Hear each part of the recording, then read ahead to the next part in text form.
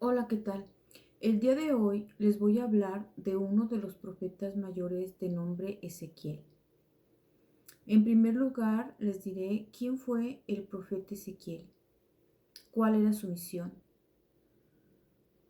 Les mencionaré una de las visiones que tuvo, que es la visión de gloria, y que se repite al final del libro.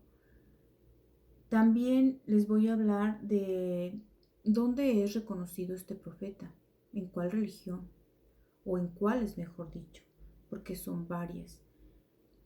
Eh, Dentro de las más destacadas, ¿qué pretendía Dios con el destierro de su pueblo a Babilonia? ¿Abandonó Dios a su pueblo, sí o no, por haberlo desterrado? Esta respuesta aquí también la voy a mencionar. ¿Cómo describe Dios al pueblo de Israel en la época del profeta Ezequiel? ¿Cuál es el mensaje que nos da el valle de los huesos secos? ¿Y cuál es la profecía de la que nos habla el profeta Ezequiel más importante o de las más importantes, que incluso algunas personas señalan que ya se está cumpliendo? Pues bien, en relación con el primer punto, el profeta Ezequiel, como ya lo mencioné, es uno de los 4 profetas mayores del Antiguo Testamento. Tenía 30 años cuando Dios lo llamó a ejercer su ministerio de profeta. Era un sacerdote y él iba cautivo entre todos los prisioneros o desterrados de Jerusalén que iban bajo el imperio del rey de Babilonia, Nabucodonosor, y vivió en Tel Aviv. Su misión era combatir la idolatría y preservar las costumbres, porque Dios no quería que su pueblo se contaminara con las costumbres de los de Babilonia. Así que eh, Ezequiel tenía esa misión, darles esperanza en el propio destierro a los judíos o israelitas. Ejerció su ministerio en los años 586 y 538 a.C. Él profetizó la reconstrucción del templo de Jerusalén y enfatizó en la responsabilidad que tiene cada judío, ¿sí? No obstante que señala que cada judío asume su propia responsabilidad de sus actos, en los ejemplos que posteriormente se menciona, eh, en la parte en la que Dios señala cómo considera al pueblo de Israel, ahí ya no vemos como una justicia que sea, como aquí lo menciona, una responsabilidad moral de cada uno, sino que en esos ejemplos también estamos viendo cómo Dios castiga en los hijos la conducta de los padres, y esto lo voy a mencionar más adelante. En cuanto a la visión que vio y que está en la introducción de la Biblia, eh, y también vuelve a ver esa misma visión al final de su ministerio. Él dice que vio a esos 4 seres vivientes de los que hablan los otros profetas, pero los vio con más detalle, porque dice que esos 4 seres vivientes, además de que tenían muchas alas, de que tenían muchos ojos, dice que tenían 4 cabezas, de tal manera que nunca daba la espalda, porque tenía 4 cabezas mirando los 4 vientos. Estaba sobre unas llantas, eran 4, y eran unas llantas que había una abajo de cada ser viviente, que giraban para todos los lados y que tenían ojos por todos los lados. Y arriba de cada ser viviente había una plataforma en la que estaba un trono, y en el trono estaba una figura como de hombre, era Dios el que estaba ahí. Entonces, esta imagen la guarda él porque la vuelve a ver al final. Y ahorita les digo en qué momento. En relación con la justicia, él habla de dos tipos de justicia. Una justicia selectiva, en la que Dios elige a su pueblo, le da una ley para que la cumpla, y es una justicia selectiva precisamente por eso, porque elige a su pueblo y le da una ley. Y es retributiva porque él aplica falta, castigo. O sea, si alguien comete un pecado, hay un castigo en consecuencia. Por eso se le llama justicia retributiva. Um, también el otro tema es ¿quién reconoce al profeta Ezequiel? ¿En cuáles religiones de las más importantes y numerosas lo reconocen como un profeta? En el judaísmo. De hecho, en el judaísmo, en base a lo que profetizó Ezequiel, están esperando su Mesías, porque hay una parte en el libro de Ezequiel que establece que la reconstrucción del templo va a ser cuando venga el Mesías. Y otra religión que lo reconoce es el Islam. El cristianismo, por supuesto, que esta Biblia que yo estoy leyendo es una Biblia latinoamericana. Y así brevemente, ¿consideran ustedes que Dios abandonó a su pueblo cuando permitió que fuera desterrado y llevado prisionero a Babilonia, y que le hayan destruido sus templos, sus murallas, que hayan incendiado toda la ciudad? Y después de tener pues un imperio, porque eran el pueblo elegido de Dios. ¿Ustedes consideran que Dios los abandonó? Pues quiero que sepan que los israelitas así pensaban. Pero tan es así que no los abandonó, que Dios permitió que un sacerdote, precisamente Ezequiel, el profeta, fuera entre ellos prisionero o cautivo, para que les recordara las buenas costumbres, su cultura, su religión, para que no olvidaran a Dios, para seguirlos previniendo, y también para recordarles que iban a estar 70 años ahí y que después los iba a rescatar y los iba a restituir. Y así fue. Así fue porque en el libro del profeta Ezequiel incluso se menciona que Ezequiel menciona qué parte de tierra le va a tocar a cada tribu y su descendencia, como si volvieran otra vez a nacer. Entonces, ¿cómo se explican cómo es que no abandonó a su pueblo si les da un castigo tan grande? Pues bien, la respuesta es que lo que Dios pretendía con este destierro es renovar a Israel. Y de hecho, para que viera el profeta Ezequías por qué Dios estaba tan molesto, en visiones lo llevó a ver varios lugares, y en todos la gente estaba orándole a dioses falsos, incluso hasta las mujeres. En distintos lugares lo llevó en visiones para que viera: mira, ven para mostrarte cómo se está comportando mi pueblo. No obstante que yo lo he elegido y que le he dado una tierra prometida y que he demostrado milagros y prodigios, ven para que veas cómo se está comportando. Y lo llevaba a un lugar y veía el profeta Ezequías que las señoras estaban haciendo oración a un dios falso. Lo llevaba a otro lugar y veía que había sacerdotes adorando a otros dioses. Y así sucesivamente. Y obviamente, como ya lo había mencionado en otros videos que hablo de otros profetas, lo que le ofendía más era que hicieran sacrificios humanos, porque eso él nunca se los había ordenado, ni siquiera le había pasado por la cabeza, como así lo menciona. Entonces, en suma, Dios no abandonó a su pueblo en ningún momento. Tan es así que mandó entre los prisioneros a Ezequías para que les estuviera adoctrinando respecto de lo que iba a suceder más adelante y de lo que le gustaba a Dios y lo que no le gustaba. Por lo tanto, no abandonó a su pueblo, sino que lo que quería hacer con ese castigo era renovarlo. ¿Y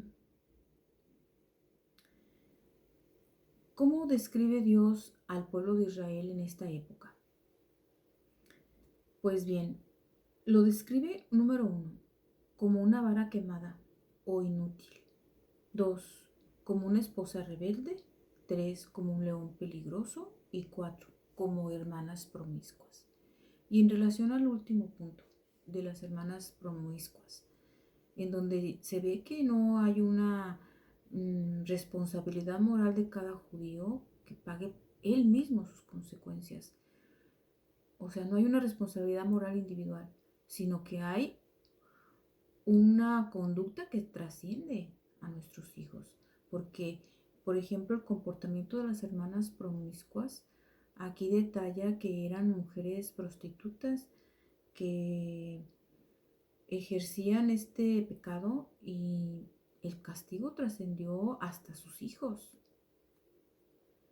Entonces, esto demuestra que lo que decía Jeremías en su libro de que la conducta de los padres trasciende a los hijos, pues es verdad. Así lo señala la escritura.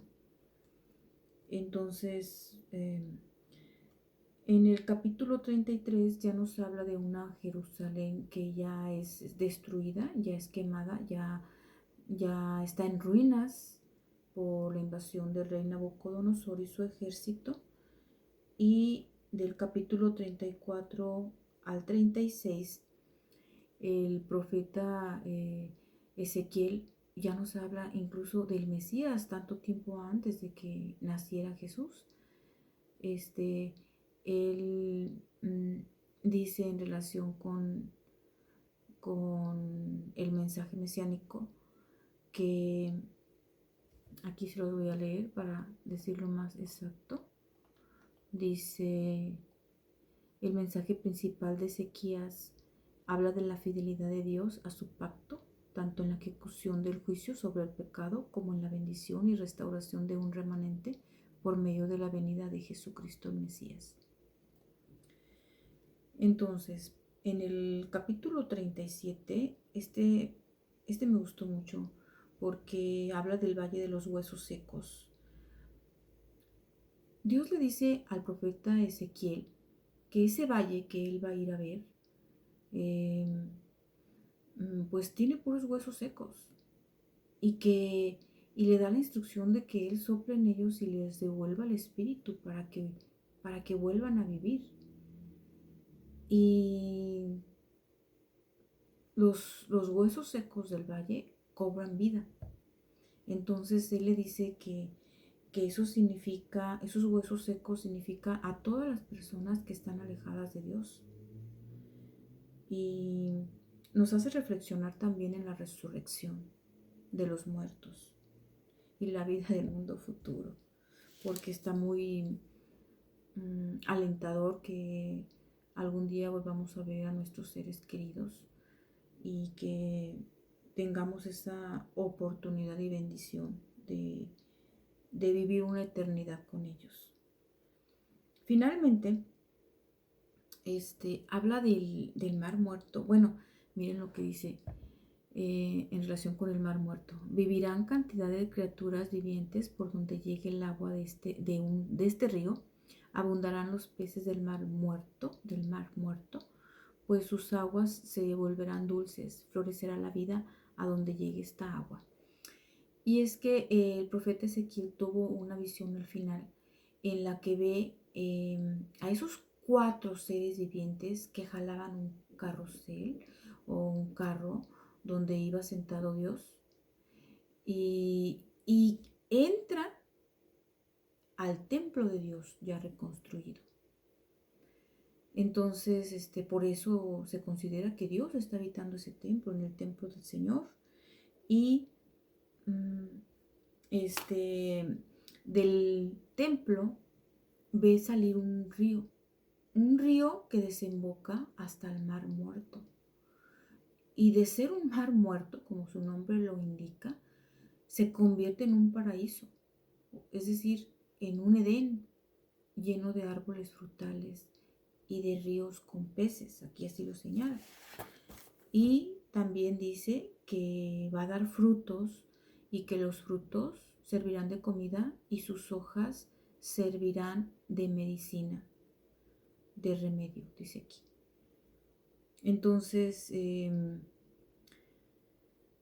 puede que ese tercer templo para los judíos, ese tercer templo se va a construir cuando venga el Mesías. Para nosotros, los cristianos, el Mesías ya vino, pero va a volver a venir. Entonces, nosotros también estamos esperando, pero su segunda venida, ¿verdad? Y pues eso es de lo que habla el libro del profeta Ezequiel. Y vienen otras profecías, pero son profecías que se requiere un estudio muy minucioso como para asegurar que se está refiriendo a Rusia, porque algunas personas dicen, no, es que está hablando de un país que está en el ombligo del mundo. Y muchas personas dicen que se refiere a Rusia cuando lo menciona así, porque señala aquí que dice, ¿qué dice Ezequiel de la guerra de Israel? Dice, ha sido sacada de entre las naciones y ahora vive confiado, pero tú lo invadirás como un huracán. Tú, con todas tus tropas y todos tus aliados, serás como un nubarrón que cubrirá la tierra, dice el Señor omnipotente. En aquel día harás proyectos, maquinarás un plan perverso. Pues bien, de esto trata el libro de Ezequiel. Y dice, ¿qué país es Gog y Magog en la actualidad? ¿Sí? Y dice, es una zona que actualmente estaría ubicada en el estado asiático de Kazajstán occidental al norte, el Tíbet al sur, el lago Balhas al oeste y el desierto del Gobi al este.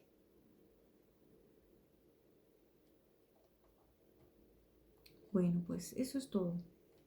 Eso es todo por esta vez. Y espero que se suscriban a mi canal. Yo les voy a seguir compartiendo lo que dice la palabra de Dios.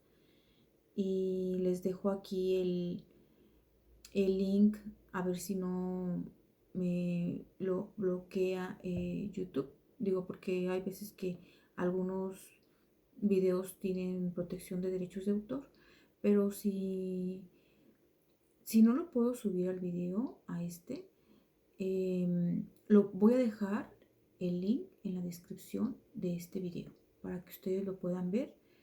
Se llama el Valle de los Huesos Secos.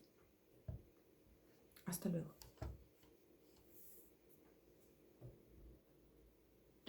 Oh, antes, perdón, quiero mostrarles esto.